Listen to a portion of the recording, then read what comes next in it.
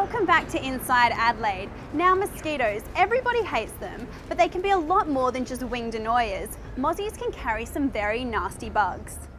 Of all the blood-sucking insect pests which plague mankind, the mosquito is among the most pernicious. The Ross River virus was first described in New South Wales in the 1920s, and regular outbreaks have been occurring since then, particularly in rural Australia. Overseas, the virus has been found in Indonesia, Papua New Guinea and the Pacific Islands. Despite usual peaks in the number of infections from December to April, SA Health's Chief Public Health Officer Dr. Stephen Chrisley says figures across SA are already much higher than last year. Up until January 29, we'd had 351 notifications, which is an increase from 16 the year before, and the highest figure over that period of time that we've had since we've been collecting data. In South Australia, most infections occur in the outback, the Flinders Ranges, along the Murray River, Eyre Peninsula and coastal mangrove areas. Of the 350, around 60 are in the Riverland, but anywhere where there has been rain, we can expect to see mosquitoes and we can potentially see Ross River fever.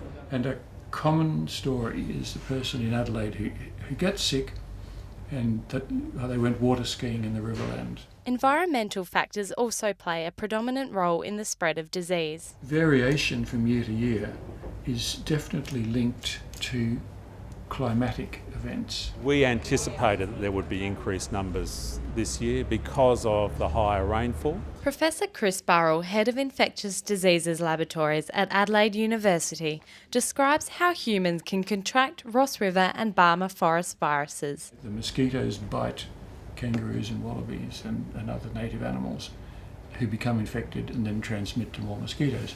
And man usually only becomes infected when man happens to meet that same mosquito. The virus is only transmitted by mosquitoes, so you can have contact with somebody who's a case and there's no infections.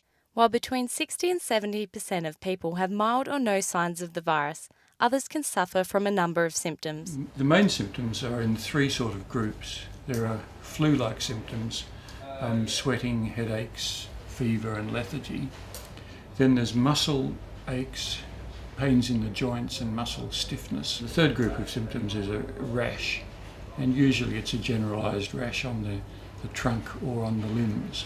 The virus has a usual incubation period of 4 to 8 days and is diagnosed by blood test. In the blood test we look for antibody, and sometimes it needs a second blood test later to show a rise in antibody level.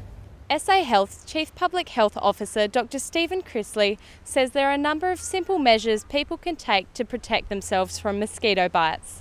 It's a matter of using a mosquito repellent with DEET in it or picaridin and applying that, wearing loose-fitting clothing because mosquitoes can bite through tight clothing. In addition to ponds, wetlands and rivers, mosquitoes often breed in stagnant water around the home.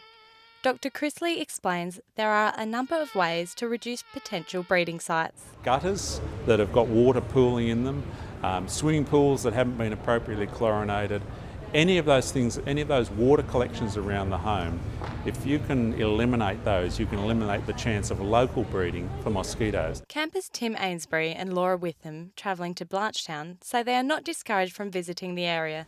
Oh, we're definitely still going, I'd say. Perhaps taking a few more precautions. Things like mozzie coils as well tend to help, citronella candles, and if all else fails, jump in the tent. Camping store sales assistant and outdoor instructor Jess Moyle also says that protecting herself from mosquitoes is an important part of camping. Mosquito protection is really up there. It's a bit like sun protection, but it's one of those things that you really notice straight away when you're getting bitten. Despite the increase of mosquito-borne diseases, travellers should not be discouraged from visiting higher risk areas. There is no reason to change your travel plans. If you take sensible precautions to avoid being bitten by mosquitoes. Anna Gordon, Inside Adelaide. Finally on tonight's show, well, most organisations are run by people with a lifetime of experience, but the Oak Tree Foundation likes to do things a little differently. This organisation is run entirely by volunteers between the ages of 16 and 26. Young people don't always feel like they can change the world, but one organisation is trying to change that. Young people, when empowered, can actually achieve some incredibly great things. The Oak Tree Foundation is a non-government organisation run entirely by people between the ages of 16 and 26. Everyone in the organisation is a volunteer. So Oak Tree works in two ways. We invest in educational development projects overseas, and we also invest in educational and awareness projects here in Australia. The Oak Tree Foundation attempt to empower young people to be effective agents of change. We believe that young people possess a certain unique form of optimism, energy, passion and drive, and I think that carries a lot of benefits with it. Each year the organisation carries out one major fundraising campaign and a major awareness campaign.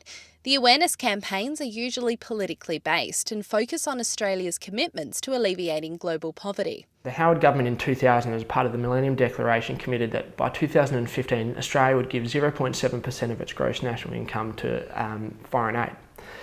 Both parties, as it currently stands, both the Coalition and the Labor Party, have said that it's aspiration that we would go to 0.5% by 2015, and to us we don't believe that's good enough. So for Oak Tree, it's usually the local MPs that are in the spotlight. It's all well and good to change everyday Australians, but if at the end of the day, if we can't change the political mind, then we're not going to change the decision. Their latest campaign will aim to tell the stories of hundreds of Australians already doing their bit to alleviate global poverty. They'll do this by simply asking the question, what are you fighting for? We're going to be looking for stories from everyday Australians, no matter how old you are, no matter the race you come from, no matter the gender that you are. It'll start with an Action Lab in Sydney, which is a 3-day training event. Action Lab and the What Are You Fighting For campaign is the biggest campaign under the Make Poverty History banner this year. What we're going to have at Action Lab is there's going to be key speakers from other NGOs, there's going to be opportunities to discuss online campaigning, there's going to be workshops where we all get to come together and have exclusive opportunities to learn about campaigning and what we're all fighting for and what's going to be hopefully a successful campaign at the end of it. We're looking for people who already have that passion for global poverty and already have a bit of a baseline knowledge on all of the issues that are going on in relation to global poverty. They get to be part of a team where there's 15 other leaders just as impassioned about global poverty as they are. After the summit in Sydney, those who have attended Action Lab will lead the What Are You Fighting For campaign.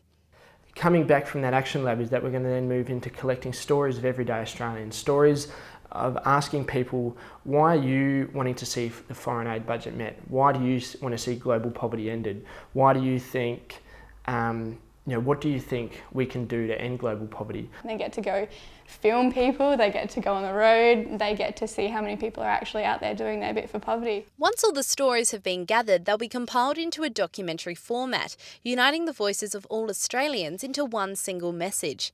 It is this message that will then be presented to Parliament at the end of the year. But it makes it personal. This is not just about a name and a number on a petition. This isn't just about sort of a letter, but this is going to be a face-to-face confrontation. It's going to be people's emotion, the way people feel, the way people see, the opinions, everything that sort of the individual possesses, placed ready for presentation in front of the Australian Parliament.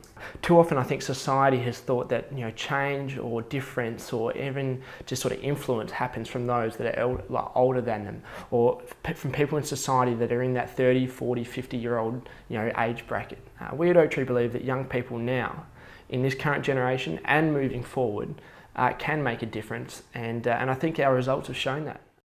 Lauren Waldhuter, Inside Adelaide. That's all we have time for tonight. You can look us up on YouTube or Facebook, just type in Inside Adelaide. Until next time, I'm Ella Germain. See you later.